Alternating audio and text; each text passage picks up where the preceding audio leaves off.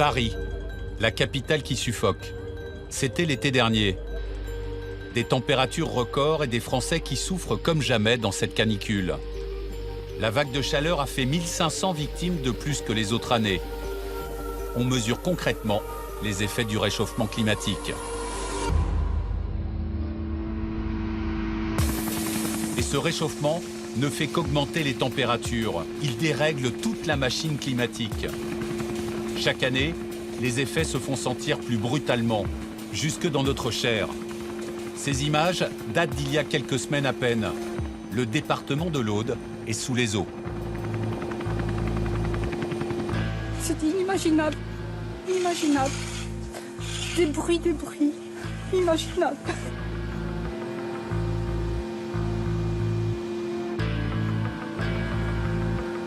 La France, l'Europe ne sont pas exempts des conséquences du réchauffement climatique.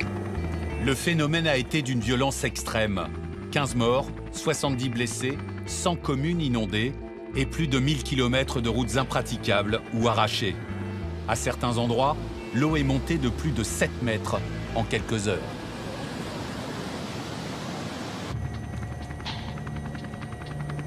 Ce qui se passe ici n'est plus un phénomène exceptionnel. Chaque année, les catastrophes liées au climat coûtent plus cher. Au moins 300 millions d'euros dans l'Aude. Et ces drames touchent aujourd'hui toute l'Europe. En fait, en moyenne, chaque année, actuellement, c'est plutôt 3000 victimes d'événements climatiques. Et ça risque de passer, si rien n'est fait pour lutter contre le réchauffement climatique, d'être multiplié par 50, de passer à 150 000 en moyenne. En 40 ans, le nombre de crues, de glissements de terrain et d'inondations a plus que quadruplé aux 4 coins du monde. Des événements qui portent tous pour les scientifiques la marque du réchauffement climatique. La spécificité du dérèglement climatique, c'est que c'est un système qui est capable de s'emballer. On appelle ça, dans mon domaine, en physique, une rétroaction positive. C'est un système instable. Et dès qu'on l'a drastiquement déstabilisé, on ne contrôle plus les conséquences. On arrive dans des effets d'entraînement de domino climatique que personne ne peut prédire avec certitude, tant ils sont complexes. Mais on sait que ça va se dérégler de façon très rapide et en chaîne. Nous sommes désormais entrés dans l'œil du cyclone.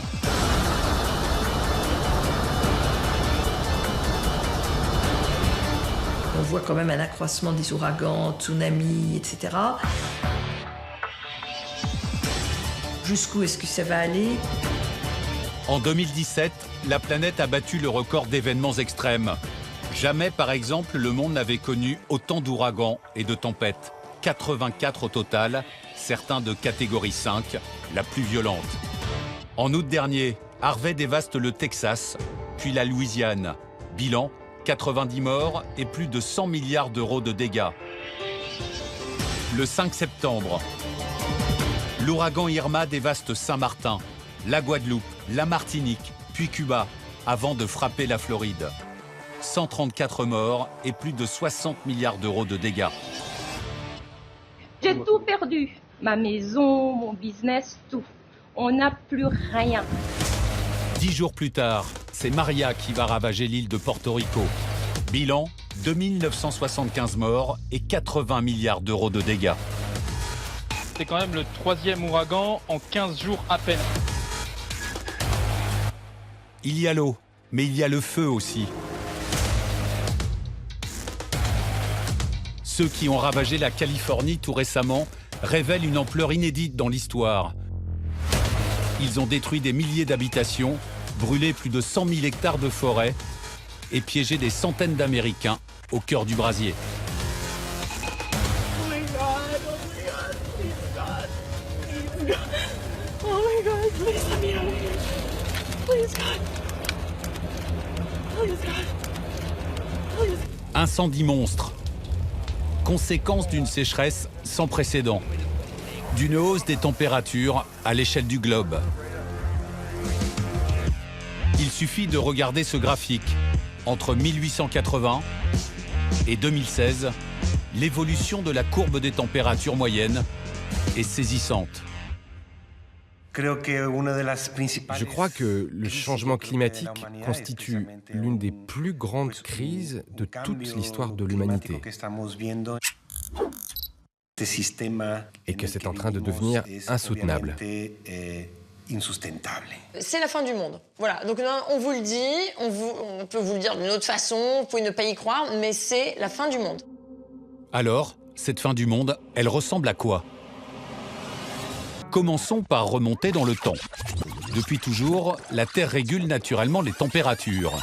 Ce que l'on sait bien, c'est que le poumon de la Terre, c'est la forêt qui absorbe le CO2 produit et le transforme en oxygène. On connaît moins, en revanche, notre second poumon, les océans. Les océans, ils absorbent à peu près un tiers du CO2 qui est émis par les activités humaines. Ils produisent la moitié de l'oxygène que nous respirons. Ils ont un rôle absolument vital pour nous. Le problème est bel et bien arrivé avec nous. À partir de la moitié du XXe siècle, l'activité humaine et le développement industriel ont provoqué le rejet massif de toutes sortes de gaz. CO2, méthane, protoxyde d'azote, des quantités énormes que nos forêts et nos océans n'arrivent plus à absorber. Ce sont ces gaz, piégés dans l'atmosphère, qui ont fait grimper la température et dérégler la machine. Un processus extrêmement instable. Le dérèglement climatique a ceci de très particulier que c'est un effet non linéaire, c'est-à-dire qu'il y a des paliers. Le premier palier est déjà franchi, plus 1 degré en un siècle sur notre Terre. Le problème, c'est qu'on ne va pas en rester là. Chaque demi-degré supplémentaire compte. La menace, c'est que si on ne reste pas dans cette fourchette de plus 1,5 degré dans la température moyenne du globe, il va y avoir des effets d'emballement, en fait. Les experts du climat nous montrent qu'il y a une différence énorme entre 1,5 et 2 degrés. Et probablement une différence énorme entre 2 et 3 degrés. Donc de toute façon, tous les efforts vont être bons à prendre. C'était donc ça le second palier, plus 1,5 degré. Un objectif que les scientifiques avaient pourtant fixé comme limite à ne surtout pas dépasser il y a 25 ans déjà. Là, tout le monde est en train de dire qu'on va dépasser les 2 degrés. Si la moyenne du globe est de 15 degrés et qu'on rajoute 2 degrés, c'est phénoménal. Au-delà de 2 degrés, on a des effets en chaîne, on a des déstabilisations d'écosystèmes, probablement aussi une déstabilisation des équilibres régionaux, des questions sécuritaires, des mouvements de population. Et là, on entre dans la partie qui est à la fois inconnue et potentiellement ingérable. Inconnu, pas si sûr. Certains avaient annoncé tout ce qui est en train d'arriver, et même la suite. Alors, ce réchauffement climatique qui s'accélère préfigure-t-il une gigantesque catastrophe? Est-elle évitable? Sommes-nous responsables de tout ce qui arrive? Surtout, sommes-nous, comme certains scientifiques l'affirment, à la veille d'un grand effondrement?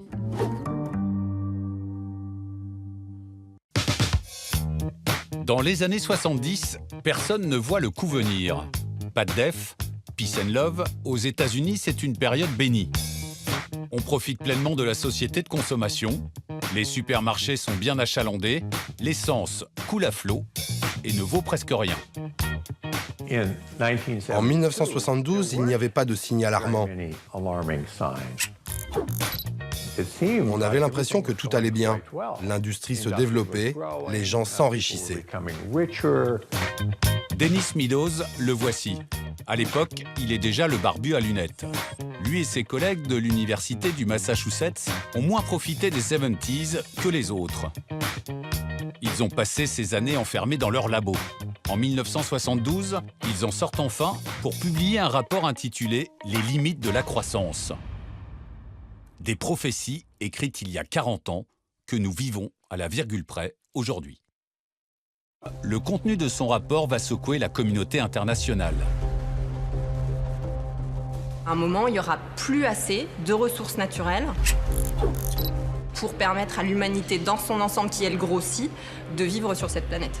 Pour moi, Dennis Meadows, c'est ça, c'est ce qu'il a théorisé. Ce que le scientifique vient faire à Stockholm, c'est tenter d'alerter sur ce qui n'est pas encore perceptible.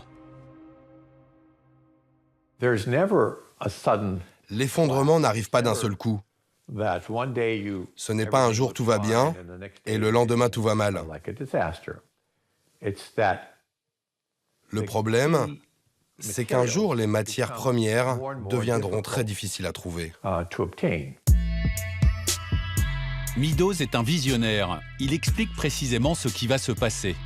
Notre surconsommation de matières premières va détruire l'environnement et les émissions de gaz à effet de serre liées à cette consommation vont dérégler le climat. La planète ne pourra plus répondre à nos besoins à tous. La société mondialisée que nous connaissons ne peut que s'effondrer et disparaître parce que ces bases mêmes, du fait de la rareté de la ressource et d'une démographie galopante, ne permettront plus de maintenir le système que nous avons connu. Les propos catastrophistes de Dennis Meadows sont plus qu'une simple prévision. Ils deviennent une théorie, celle de l'effondrement. J'étais vraiment naïf à l'époque.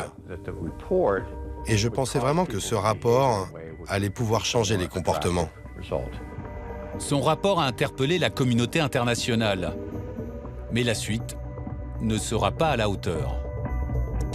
Il y a eu beaucoup de réactions positives, comme celle du président américain Carter, et même plein d'autres. Ils ont lu notre étude et compris les arguments et se sont sentis concernés.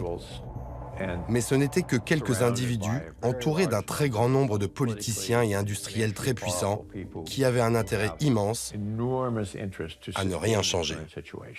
On savait depuis plus de 40 ans que le déclin était engagé de façon dramatique.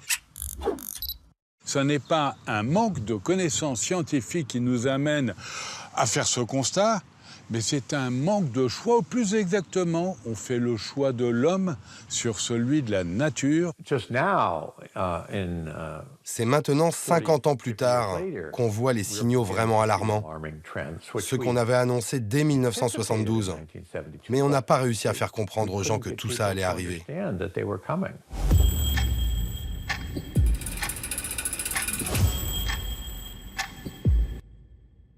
On a déjà atteint le point de non-retour. Chaque jour est un nouveau point de non-retour. Le compte à rebours a commencé quoi? Tic, tic, tic, c'est le climat.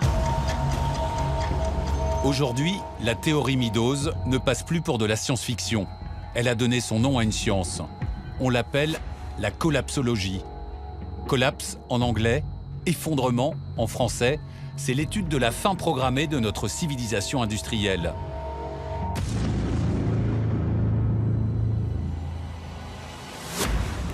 Tout commence avec le réchauffement climatique et la manifestation la plus emblématique de cet effondrement est visible ici.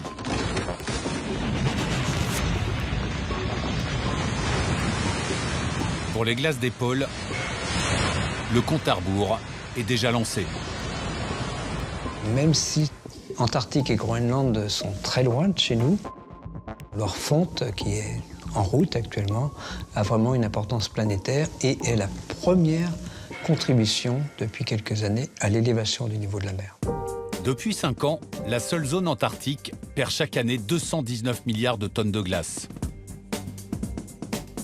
C'est 3 fois plus qu'en 2010. En un demi-siècle, la banquise de l'Arctique a diminué de moitié. Le réchauffement pourrait amorcer la fonte des immenses terres gelées du Grand Nord, la Sibérie et l'Arctique. Depuis des millénaires, elles stockent d'immenses quantités de gaz à effet de serre. On appelle cela le permafrost. On va aller vers des cercles vicieux qui font que le permafrost va se dégeler en Arctique et en Sibérie, que ça va libérer des quantités phénoménales de méthane, qui est en moyenne 30 fois plus réchauffeur de l'atmosphère que le CO2. Plus de gaz à effet de serre et une machine climatique qui s'emballe. Dans ce scénario catastrophe, la banquise pourrait presque totalement disparaître dès 2100. Suivant les cas, le niveau des océans pourrait alors monter de 3 mètres pour les plus optimistes, de plus de 60 mètres pour les plus catastrophistes, avec évidemment des conséquences terribles pour l'homme.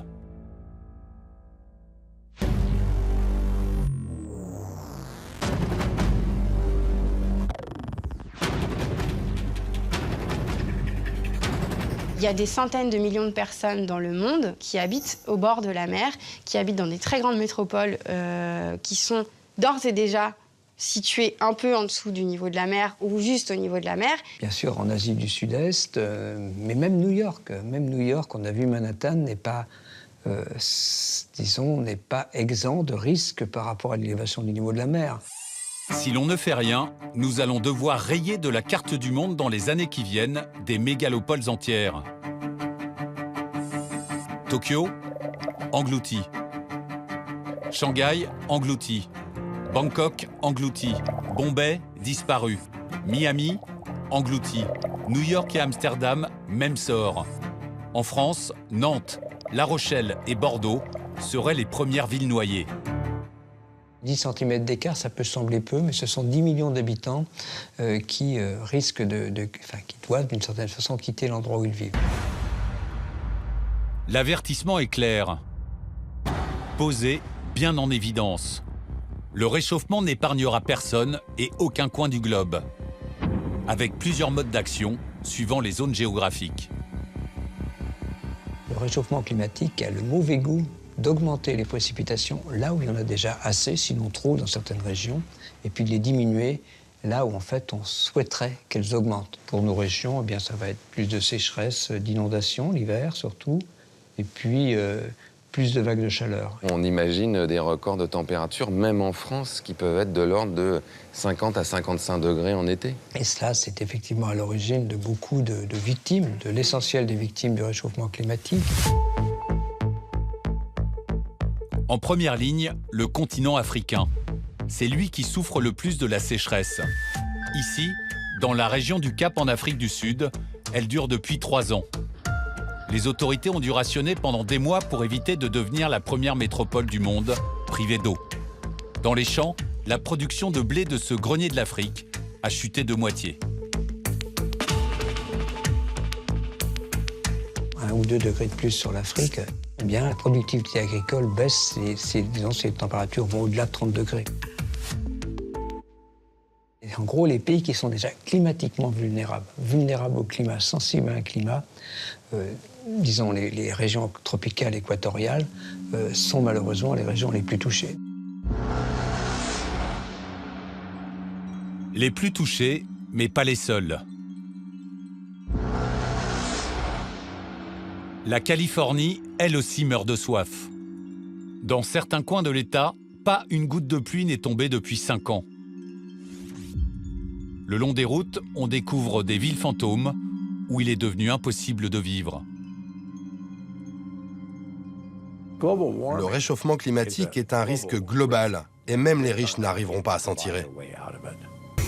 Même le plus climato-sceptique des présidents du monde s'est rendu sur place. Donald Trump face à ces contradictions, lui qui conteste toujours le réchauffement climatique.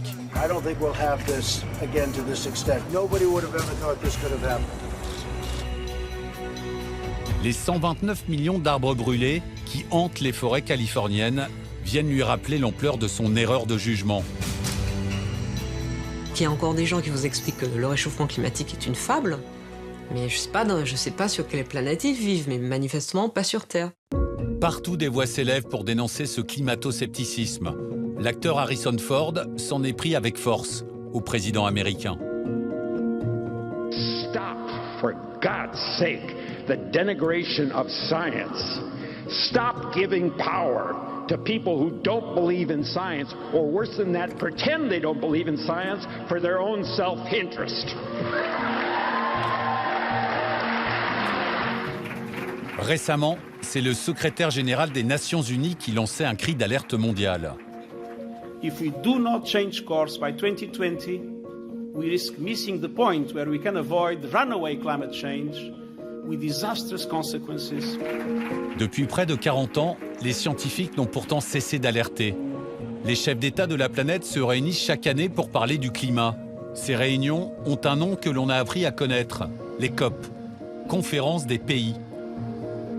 En 2015, la COP en France accouche des accords de Paris. Il pose des objectifs par pays pour limiter le réchauffement. En parallèle, le GIEC, groupe d'experts intergouvernemental sur l'évolution du climat, est créé. Ce groupe de scientifiques venus du monde entier est chargé de présenter des rapports réguliers sur le climat et l'augmentation des températures. Leur dernier opus a été présenté le 8 octobre dernier. Le rapport du GIEC, ça a été un coup de bambou de plus. Alors avec un sentiment, je pense, pour les climatologues, de hurler dans la nuit. Ce qui fait peur, c'est que malgré toutes les réunions internationales qu'il y a eu, toutes les COP qu'il y a pu avoir, Kyoto, Rio, Paris, c'est de pire en pire. Les scientifiques ne savent plus comment exprimer les choses. Je pense qu'on arrive à des niveaux de désespoir scientifique qui sont assez hauts. Où ils disent on ne sait plus comment parler aux gens, en fait. On ne sait plus comment parler au pouvoir. Aujourd'hui, il n'y a aucun pays qui a signé les accords de Paris qui s'est vraiment engagé dans une voie qui permettrait de les respecter. Ce qui est très clair, c'est qu'on ressent très facilement une lassitude. On en est à la COP 24, donc 24 grandes réunions internationales pour traiter de la question climatique. Et chaque année, vous aurez le même constat, l'urgence est la même, les promesses sont insuffisantes et il y a des chances pour que ces promesses ne soient pas tenues.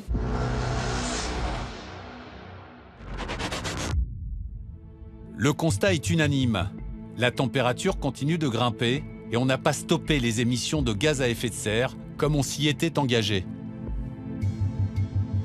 Le meilleur exemple, c'est l'année 2017. En 2017, alors qu'il faudrait stabiliser, les émissions ont augmenté au niveau mondial, en Chine, premier pays émetteur, au niveau européen et en France. L'accord de Paris, on voit qu'on n'est même pas capable, même nous Français qui nous sommes les champions de tout ça, on n'est même pas fichu capable de le respecter. Nous, en France, on aurait dû baisser de 3% l'année dernière. On a augmenté de 3%. Donc on voit bien que cette courbe-là, pour l'instant, elle ne se brise pas. Et puis, il y a un effet amplificateur. L'annonce du retrait des États-Unis des accords de Paris, faite par Donald Trump.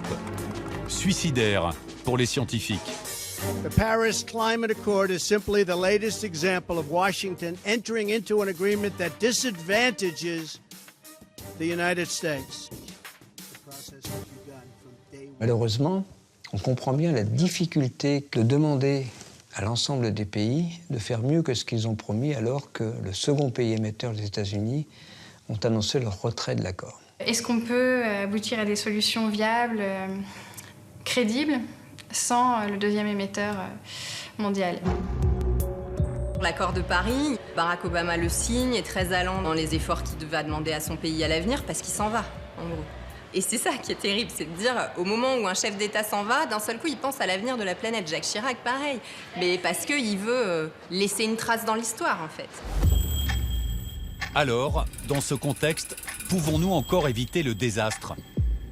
Quelles sont les solutions ? Existent-elles encore ? Si... Même si nous adoptons un comportement exemplaire pendant 2 siècles, nous ne pourrons pas l'éviter.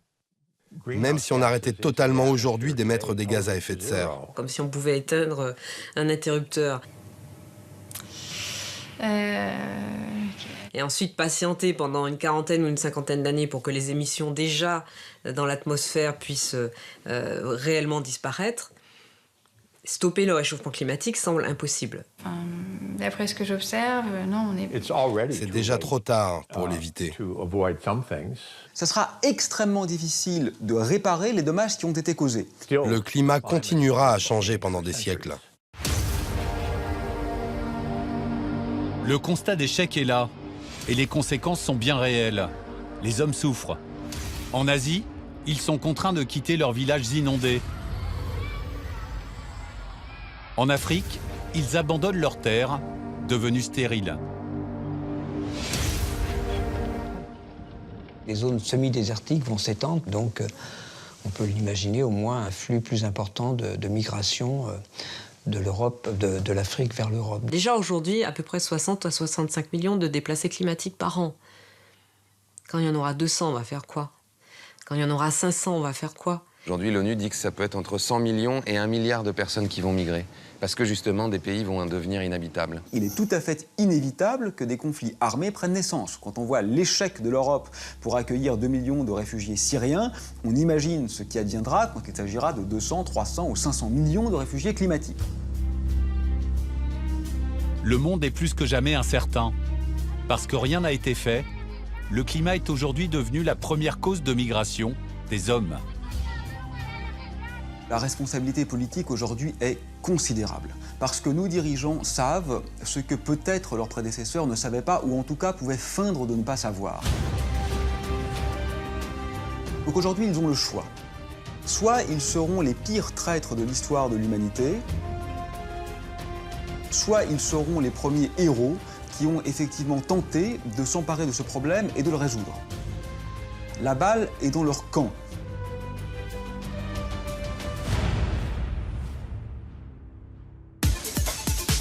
Le réchauffement climatique met en péril les équilibres du monde et nous ignorons les signaux d'alerte. Comment sommes-nous arrivés à cette situation d'urgence? Sera-t-il possible de continuer à vivre comme nous le faisons aujourd'hui? Agriculture intensive, déforestation, urbanisation effrénée, pollution, disparition des espèces. Sous nos yeux, s'étendent les racines du mal.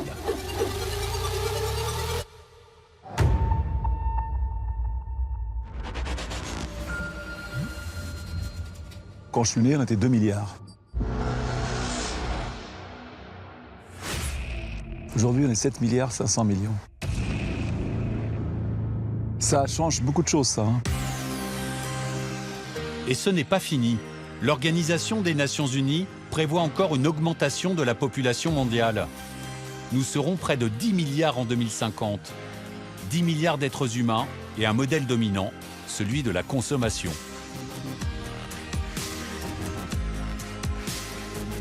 Non seulement on vit dans un confort, un progrès incroyable, je vis dans le 6e pays le plus riche du monde, mais c'est que tout le monde vive comme nous aujourd'hui. Tout le monde, ce sont les pays en voie de développement, en Asie et en Afrique notamment. Le grand bouleversement démographique viendra d'ailleurs d'Afrique. La population du continent va quadrupler dans le siècle à venir. En 2100, un humain sur 3 sera africain. C'est une question gênante, la question de la démographie, parce que les différents continents et les différentes sociétés n'ont pas la même démographie en fonction de leur stade de développement. Et donc dire qu'il faut quelque part réduire la démographie, ça veut dire réduire celle des pays du Sud. Trop tard, le train est lancé et à pleine vitesse. Avec un objectif pour les pays du Sud, atteindre le niveau de vie de ceux du Nord. Nous sommes confrontés à un sacré problème parce que nous utilisons nos ressources au-delà de ce qui est raisonnable, que le 1er août, pour l'année 2018, nous avions utilisé tout ce que la Terre pouvait produire au cours de l'année, de telle sorte que nous entamons le capital de plus en plus. On ne peut pas lutter contre cette espèce de religion de la croissance. C'est impossible de lutter contre ça. Parce qu'on en vit tous et on en profite tous. Donc on passe notre vie à travailler pour acheter, pour consommer. Cette religion de la croissance qui existe depuis toujours, depuis toujours, on a toujours voulu amasser, avoir plus. Aujourd'hui, c'est pas viable. D'autant que la planète s'urbanise chaque jour un peu plus. Nous sommes aujourd'hui une personne sur 2 à vivre en ville. Nous serons 70% dans 30 ans.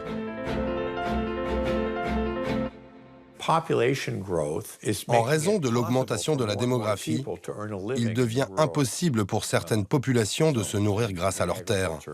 Donc migrer vers les villes devient l'unique solution. Voilà pourquoi les villes grossissent. C'est une question que je me pose depuis des décennies, en me disant mais pourquoi sommes-nous condamnés à aller vers des villes de plus en plus géantes ? La question se pose pas, les gens vont là où ils peuvent bouffer, c'est tout. C'est pas parce que c'est plus rigolo, c'est simplement parce que c'est là où ils peuvent survivre, c'est tout. T'es au Nigeria, t'es de ton village, t'as qu'une envie, c'est d'aller en ville, de trouver du travail, d'avoir un téléphone portable, d'être dans le vrai monde, quoi. Et donc tu vas en ville. Et elles n'ont pas fini de grossir. En 2050, nous serons 5 milliards entassés dans les villes, dont 2 milliards dans des bidonvilles. Lagos, au Nigeria, devrait devenir à la même époque la plus grande ville du monde. 80 millions d'habitants, vertigineux. Des villes transformées en ogres, aspirant la population et dévorant les ressources naturelles. Les villes ne peuvent exister qu'avec beaucoup d'énergie. Quand vous avez des mégalopoles de 15-20 millions de gens qu'il faut nourrir tous les jours, auxquels il faut donner de l'eau potable tous les jours, dont il faut traiter les déchets tous les jours, dont il faut assurer la mobilité tous les jours et dont il faut assurer le travail, c'est colossal. Nos villes consomment à elles seules 75% de l'énergie mondiale. Surtout, elles produisent 80% des émissions de gaz à effet de serre. Quand on voit des villes comme Lagos, quand on voit des villes comme New Delhi, comme Bombay, effectivement, aujourd'hui, il ne fait pas très bon y vivre. Et en plus, c'est des pollutions de l'eau, c'est des embouteillages, c'est un air de mauvaise qualité. Les villes, elles sont les grosses émettrices de gaz à effet de serre à travers le chauffage ou la climatisation aussi de plus en plus des bâtiments, à travers les transports, le besoin d'énergie pour les transports. Et encore aujourd'hui, nos transports fonctionnent majoritairement aux énergies fossiles. Donc, elles sont le problème majeur. Actuellement, en France, on peut estimer que la pollution tue 40 000 personnes par an et ça va bien sûr en s'aggravant. Certaines villes battent des records. Un ciel gris, opaque, saturé 300 jours par an, c'est New Delhi. Il y a 4 ans, la capitale indienne a décroché le titre peu envié de ville la plus polluée du monde. Mes yeux me piquent, j'ai une toux aggravée et je ne me sens pas bien quand je rentre à la maison. L'année dernière, New Delhi a enregistré 1 million de nouvelles voitures.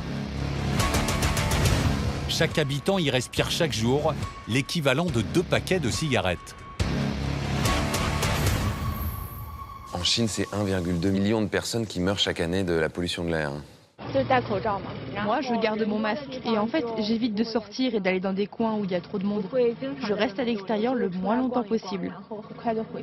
Il y a 2 ou 3 ans, il y a eu un embouteillage de 11 jours sur une autoroute chinoise. On ne peut pas continuer comme ça. C'est-à-dire qu'on ne peut pas continuer à entasser des gens dans des espaces complètement minérales, où on ne produit pas d'alimentation, où on ne produit pas d'énergie, où c'est plein de bagnoles partout. Sur l'année 2017, ce qu'on voit, c'est que les ventes de véhicules qui sont fortement émetteurs, donc les 4x4, ce genre de véhicules, les ventes ont augmenté en Europe.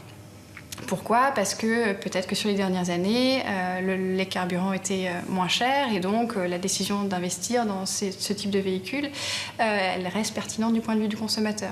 Aujourd'hui, si tu arrêtais d'émettre du CO2 dans l'atmosphère, la Terre continue à se réchauffer pendant au moins 50 ans. Et donc, tu as un sentiment de « à quoi bon ?» quoi. Et ça, c'est pas bon, quoi. C'est pas bon. À quoi bon faire, puisque de toute façon, on est foutu, il faut y aller. C'est une vérité qu'on n'a pas envie d'entendre. Et puis, il y a ce que nous refusons de voir. La quantité astronomique de nourriture que notre Terre doit fournir chaque jour à nos mégalopoles. Pour répondre à cette demande, l'homme a mis en place l'une des plus formidables machines à détruire l'environnement de l'histoire. La problématique de l'agriculture d'aujourd'hui, c'est que pour être très efficace et pour que les machines puissent fonctionner, on rase tout. On déforeste chaque année la taille de la Belgique pour faire du soja ou de l'huile de palme. La monoculture, si on ne met plus qu'une seule plante sur des hectares et des hectares de terre, on ne peut pas dire qu'on préserve un écosystème. En gros, on le transforme et c'est plus un écosystème s'il n'y a plus qu'une seule espèce. C'est comme votre système immunitaire, en gros. Si vous mangez tous les jours la même chose, votre système immunitaire va être de plus en plus faible. Ça serait de la monoculture alimentaire. Comme votre système immunitaire est faible, vous attrapez plus facilement des maladies. Donc là, comme le sol, en gros, est malade, ce qui va pousser dessus est assez faible, donc est facilement attaqué par des ravageurs, par des insectes, par des champignons. Donc on va utiliser encore plus de produits, des pesticides, des fongicides, des herbicides, pour tuer tout ça. Pourtant, on continue dans cette voie. Les fermes sont de plus en plus gigantesques. C'est au Brésil que l'on trouve la plus grosse entreprise agricole du monde.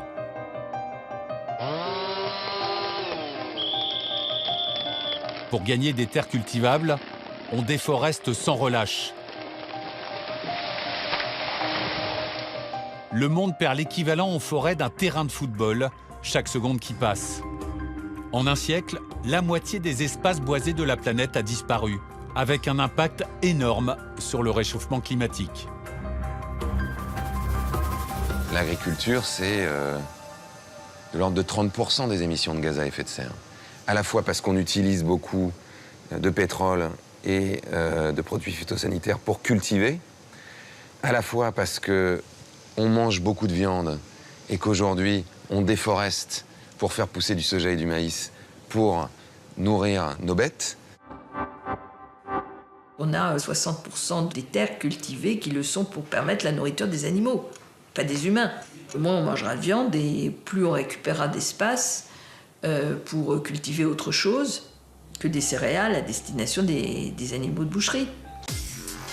Aujourd'hui, pourtant, l'exploitation agricole intensive continue d'avaler les terres, à un point tel qu'il ne reste plus que 10% de la surface terrestre pour les animaux sauvages.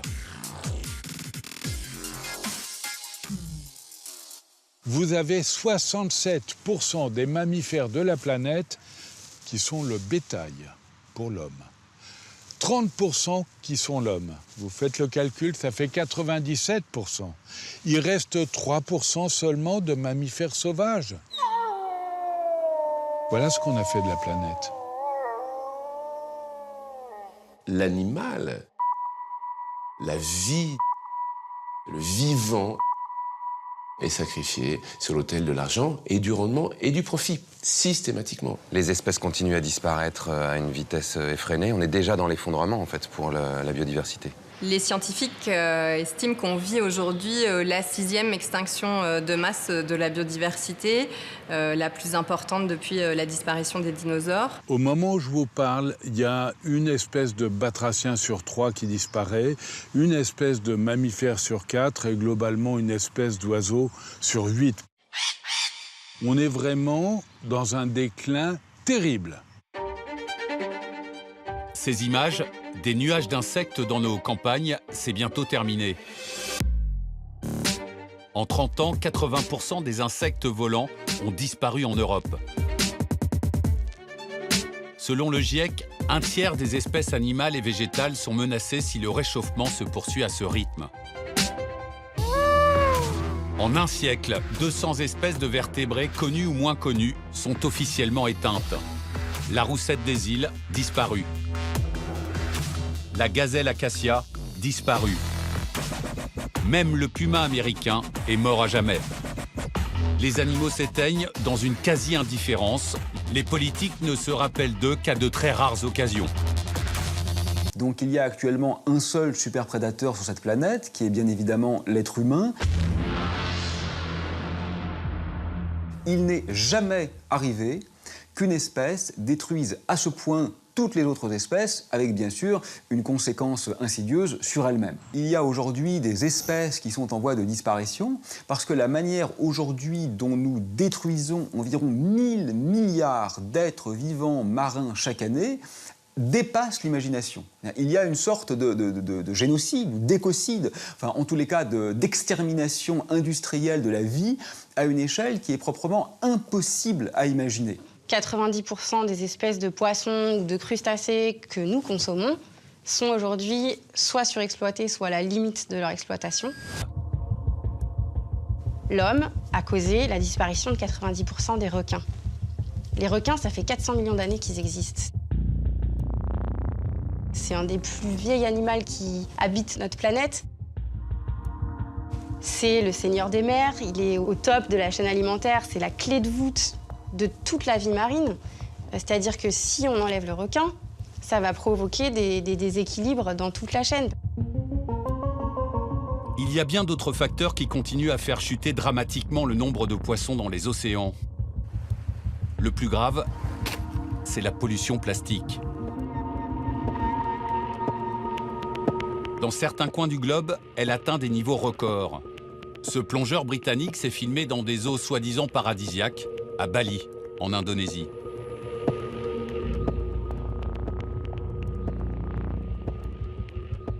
Et puis, il y a ce 7e continent dont tout le monde parle. Au cœur du Pacifique, les courants marins ont formé ce continent plastique. 80 000 tonnes de déchets sur une surface équivalente à 3 fois la France. À partir du moment où on se débarrasse de nos déchets, qu'on les met dans la poubelle, on ne se pose plus du tout la question. À partir du moment où ce n'est pas dans notre champ de vision, on ne veut plus savoir. Les 12 millions de tonnes de plastique qui finissent chaque année dans nos océans détruisent la vie marine. Ils sont aussi en train d'étouffer les océans et nous pourrions bien être les prochaines victimes. Les océans, ils jouent un rôle absolument clé dans la machine climatique, en fait. Les coraux blanchissent et meurent. Toutes les espèces qui nichent dedans meurent. Donc toutes les espèces qui mangent ces espèces-là meurent. Les océans ne peuvent plus jouer leur rôle, donc alimenter les humains en oxygène. 40% de l'oxygène qu'on respire vient des océans. À un moment, ça va nous impacter. On a besoin qu'il y ait de la vie dans les océans pour pouvoir justement réduire la concentration de CO2 dans l'atmosphère. Un réchauffement qui tue lentement les océans et des océans qui font alors grimper les températures. C'est un cercle vicieux et un nouveau signe concret de l'emballement qui nous guette. Pour éviter cette catastrophe, il faudrait changer radicalement nos habitudes. Consommer moins, réduire nos émissions de gaz à effet de serre, notre appétit pour la technologie. Pourtant, ce n'est pas le chemin que nous prenons. Alors, pourquoi cette inaction? Pourquoi les décisions politiques se font-elles attendre? Comment réguler l'impact sur notre planète de ces géants de l'industrie qui alimentent nos besoins? Qui sont exactement ceux que l'on appelle les fossoyeurs de la planète? C'est notre mode de vie que nous refusons de changer. Habitation, transport, technologie, nous dévorons l'énergie sans limite et sans jamais réfléchir à sa provenance. On consomme 340% plus d'électricité qu'il y a 20 ans par personne. Quand on te parle de la green tech, on ne va pas remplacer 95 millions de barils de pétrole par des panneaux solaires ou des éoliennes. C'est pas vrai. Et puis, il y a toutes les autres matières premières qui arrivent à épuisement sur Terre. L'argent, en 2021, l'or et le zinc, en 2025, et même l'uranium, en 2040. C'est la fin annoncée du combustible pour nos centrales nucléaires. Alors, les géants de l'énergie et du secteur minier cherchent sans cesse de nouvelles sources d'approvisionnement. Le modèle des compagnies minières, pétrolières est aujourd'hui mis à mal parce qu'elles ont déjà exploité toutes les ressources les plus accessibles. Elles vont donc chercher dans des endroits de plus en plus reculés. Leur voracité, c'est la condition de leur survie. Stopper les prédateurs de l'environnement s'avère presque toujours impossible. Incontestablement, les grands groupes financiers et industriels ont acquis en puissance et sont parfois ceux qui tiennent les rênes. Et Total en est un exemple parfait. Et nous recevons ce matin dans le grand entretien le ministre de la Transition écologique et solidaire. Ce constat, un homme l'a mûri tout l'été dernier. Le 28 août, le plus populaire des hommes politiques français est l'invité de France Inter. Bonjour Nicolas Hulot. Bonjour. À 8h20, il est encore ministre de l'Environnement. Quelques minutes plus tard... Je ne veux plus me mentir. Je ne veux pas donner l'illusion que ma présence au gouvernement signifie qu'on est à la hauteur sur ces enjeux-là. Et donc je prends la décision de quitter le gouvernement. Dans ce geste, qui est à la fois un peu désabusé et un peu héroïque finalement, ou tout du moins empreint d'un certain panache, il a tiré la sonnette d'alarme par son départ. Pour dire, vous savez quoi? Ce gouvernement ne défend pas l'écologie et vous met de la poudre aux yeux sur ces sujets-là. À sa place, j'aurais pas tenu 1 an et demi. J'aurais tenu 15 jours. Et surtout, il est le meilleur d'entre nous, quoi. C'est ça le problème, c'est que derrière lui, il n'y a personne pour le remplacer. La question, c'est est-ce que les moyens d'action qui lui sont donnés sont à la hauteur des besoins? Réponse, certainement pas. Est-ce que les petits pas suffisent à endiguer, inverser et même à s'adapter parce que nous avons basculé dans la tragédie climatique, eh bien la réponse, elle est non. Quand vous êtes vraiment conscient de l'importance des enjeux, il y a des choses que vous ne pouvez pas accepter. Ce qui a poussé Nicolas Hulot à partir, Mes chers collègues, c'est son impuissance à changer les choses. Tout seul, je n'y arriverai pas. L'immobilisme derrière les beaux discours, le renoncement des politiques face à des forces plus puissantes. Il y a des choix politiques qui protègent les intérêts de certaines industries, avant l'intérêt général. Clairement. C'est symptomatique de la présence des lobbies dans les cercles du pouvoir. Et il faut à un moment ou à un autre poser ce sujet sur la table parce que c'est un problème de démocratie. Qui a le pouvoir? Qui gouverne?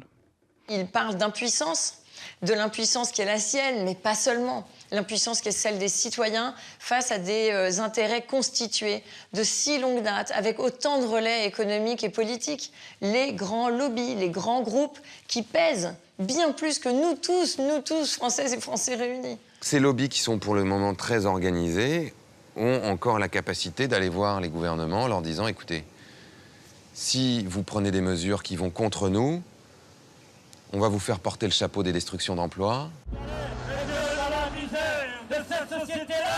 On va vous faire porter le chapeau de la croissance qui se casse la figure. » Tenter d'infléchir le réchauffement climatique demande de profonds bouleversements. Pour les grands groupes, cela signifie des investissements énormes, une remise en cause de leur modèle économique. Alors, à chaque fois ou presque, ils font pression sur les politiques pour que rien ne bouge.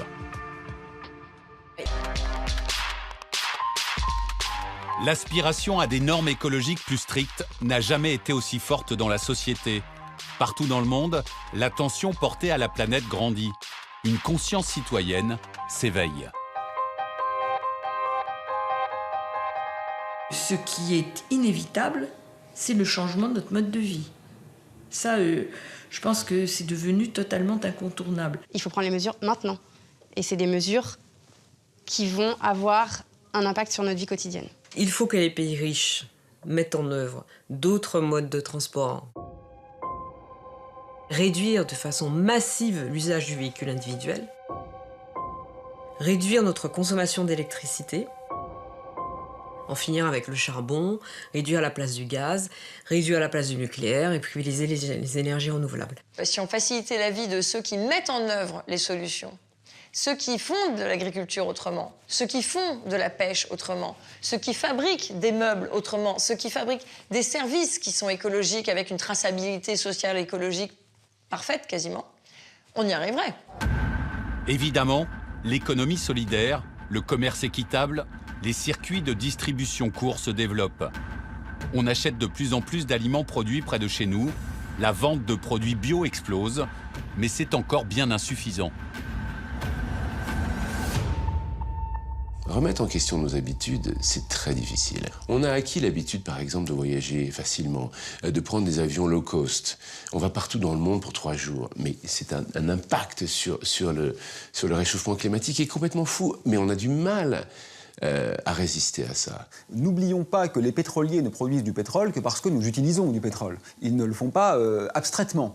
Donc il faut quand même bien comprendre que ce que la société civile effectue, désire, attend, est l'origine de la production des grands groupes industriels. Si tout le monde mangeait bio, il n'y aurait pas de Monsanto. Ben non, c'est plus facile de râler contre Monsanto et de consommer des produits qui sont traités. C'est dingue. Tu vois, c'est toujours la faute de l'autre. Notre conscience refuse de se sentir responsable. Alors qu'on est tous un petit peu responsables du changement climatique, chacun. On est prêt à agir pour le climat. Certains, malgré tout, sont prêts à endosser leurs responsabilités. On est prêt à relever un grand défi. On est prêt.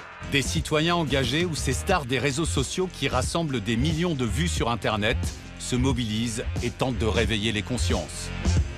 Imaginez la chance qu'on a. On est la génération qui peut changer le monde. Il ne faut pas attendre tout, ni du gouvernement, ni de nos ministres. Ça veut dire qu'il faut y aller, il faut que ce soit la société civile qui bouge là maintenant. Vous avez aujourd'hui dans le monde 1200 procès de justice climatique. lancés par des individus et des collectivités locales contre des États ou des grands pollueurs, et des procès qui sont gagnés. Ces procès qui se déploient comme une traînée de poudre dans le monde sont en train de changer vraiment la donne. En fait, on ne va pas laisser des pouvoirs en place, qu'ils soient économiques ou politiques, nous voler notre avenir, nous mettre en péril la vie de nos enfants. Si eux ont des enfants et sont dans cette immoralité ou cette irresponsabilité, c'est leur problème. Difficile de prédire avec exactitude dans quel état nous allons léguer la planète à nos enfants. Aujourd'hui, nous avons déjà décimé 60% des vertébrés, 80% des insectes volants et 50% des forêts. Il y a urgence. Nous devons agir dès aujourd'hui pour tenter d'alléger la facture, celle que ne manquera pas un jour de nous présenter la nature. Est-ce qu'on peut espérer que tout redeviendra comme avant? Non. Des dégâts drastiques auront été opérés et beaucoup d'êtres vivants, humains et non humains, seront morts dans des circonstances dramatiques. Pour autant, la vie en tant que telle est toujours là. J'ai encore de l'énergie, je suis encore en vie, on est en vie, vous aussi, alors allons-y. Et puis vous savez, quand on aura 80-90 ans, si on est encore en vie, eh bien on fera le bilan. On verra si on aura réussi à se réveiller, si on aura réussi à reprendre un peu le contrôle de notre trajectoire. Si on est objectif, on ne peut plus y croire. Si on est enthousiaste de la vie, on a le devoir d'y croire. Et il faut être enthousiaste de la vie.